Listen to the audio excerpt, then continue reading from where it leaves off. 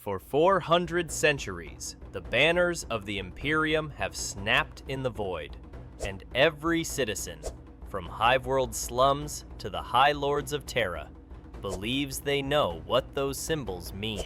The double-headed eagle stands for unity and vigilance, right? The eight-pointed star? That's the mark of damnation. Simple, isn't it? Yet every inquisitor worth their rosette will tell you the most dangerous lie is the one you stop questioning. Tonight, we don't just look at the mysteries of the 41st millennium. We descend.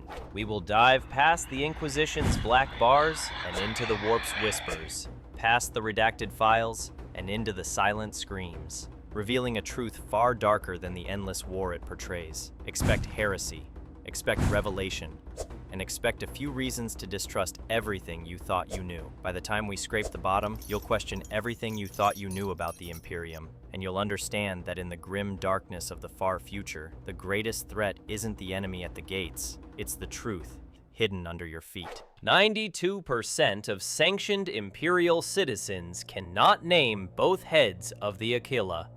How then do they press that same crest to their chest in blind obedience every single day? How does a symbol retain absolute authority when almost no one understands it? Because understanding was never the point. Control is. We begin with a mystery every student of the Imperium knows, yet none can truly explain.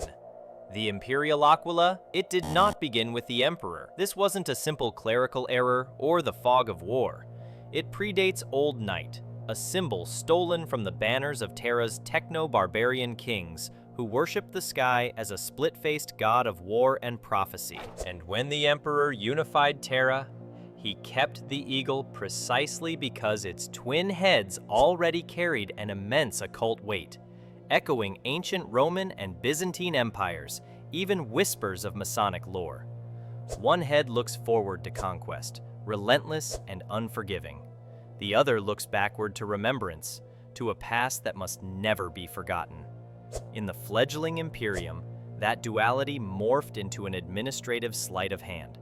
The left head represents the Adeptus Terra, the sprawling bureaucracy of the Imperium itself, while the right is the Adeptus Mechanicus. Citizens see symmetry. The High Lords, however, they see a ledger balance. But there is a third layer, whispered only in the black libraries of the Eldar, in the deepest, most forbidden archives. Each head, if you look closely, hides a 9-fold eye pattern in its stylized feathers. Multiply 9 by 2, and what do you get? 18. The Legion count before the heresy. The Aquila, therefore, quietly memorializes the moment the Emperor's own sons shattered his dream. A perpetual confession carved onto every bulkhead, every banner, every bolter casing. The Imperium flaunts its original sin, then calls it loyalty. Every prayer said beneath those wings is therefore a paradox, a veneration of a fault line, a silent confession of a wound that never truly healed. If the Aquila blew your mind, smash like, because the next conspiracy goes even deeper. Most assume the 8-pointed star, the very symbol of ruin, is a Warhammer invention. Carve it into a bulkhead, and even the lowliest deckhand knows you consort with ruin. But history says otherwise. Medieval chaos magic grimoires, those forbidden texts from old Earth, depict the star as the sigil of unlimited horizon, a compass for minds who wished to unshackle themselves from linear time, from the mundane constraints of reality.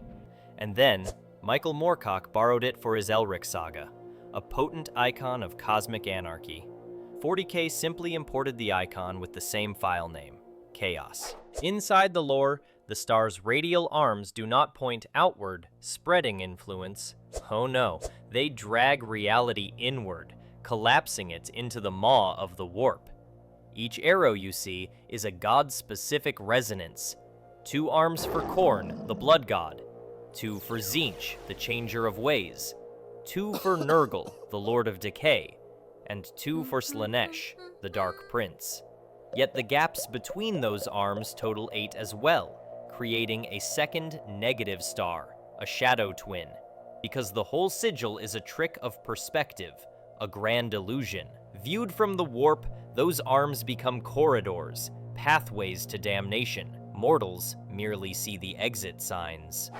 The Imperium's sanctioned texts claim the star is a warning. In truth, the Inquisition uses it as a psychological mine. Inquisitor Cryptman once seeded worlds slated for tyrannid consumption with billions of tiny 8-pointed badges, knowing the sheer terror of chaos would drive the survivors into evacuation ships he could not legally force. The star is so potent that even fake ones manufacture heresy, which in turn justifies exterminatus.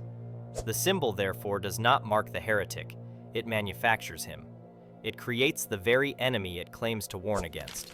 We encounter the Adeptus Mechanicus crest, a skull half fused to a toothed wheel. Tech priests call it the cog of understanding. But what does it really understand? The teeth, if you look closely enough, hide a Fibonacci spiral, and when rotated at specific RPM, this wheel produces ultrasonic harmonics that subtly lower human resistance to cybernetic augmentation. This is not accidental. This wasn't a simple design choice. During the Martian Wars, the Emperor desperately needed Mars to accept his sovereignty, to join his great crusade. But the Fabricator General would only kneel if promised absolute autonomy of cult. So, the cog was redesigned that very night by a conclave of Terran symbologists. It works like a subliminal rosary, resetting neural risk assessment every 13 seconds. The average time a tech adept stands before the altar of the Omnissiah. A constant, silent re-education. Subscribe for more hidden truths. The skull topping the wheel? It is not symbolic of death. It is a literal memento of the first tech priest to achieve full consciousness transfer. His cortical chips still hum inside the altar on Mars, broadcasting a low-grade scrap code that instructs viewers to upgrade. Ever notice how tech priests speak in whispers? They are not being reverent. They are preventing their vocalizers from harmonizing with those forbidden frequencies, lest they too fall prey to the silent programming. During the Horus Heresy, Loyalist Titans bore the cog on their banners. But here's the twist. Traitor Titans kept it too. Why?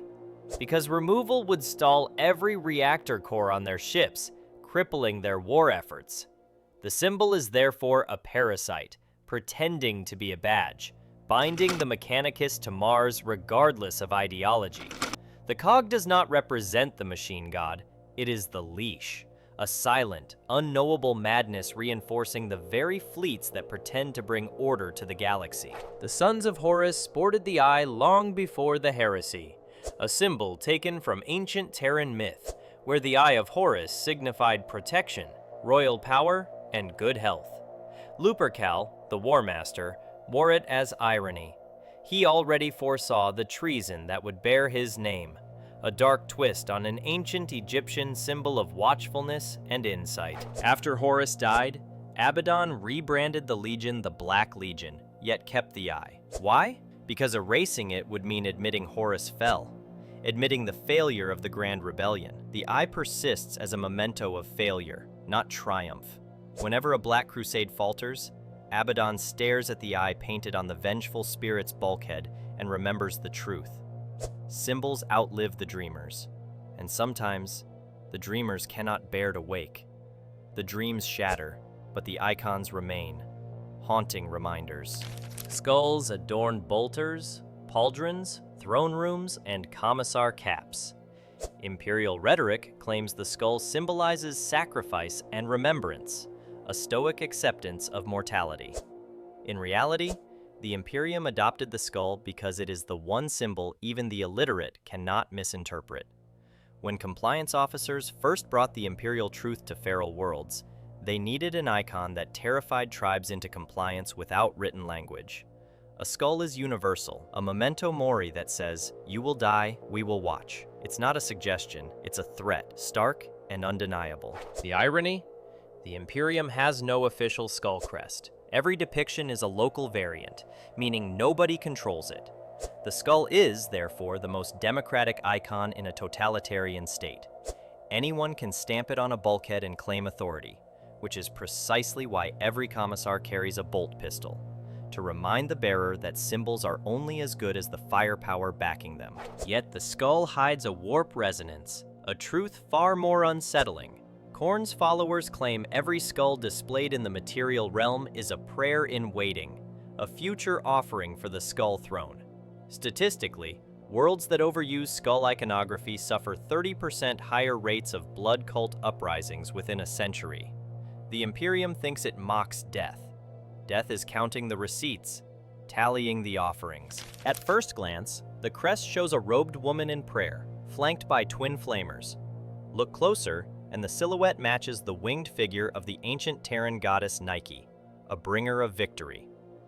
The Adeptus Sororitas absorbed this pagan echo to sanctify conquest, to give divine weight to their holy wars.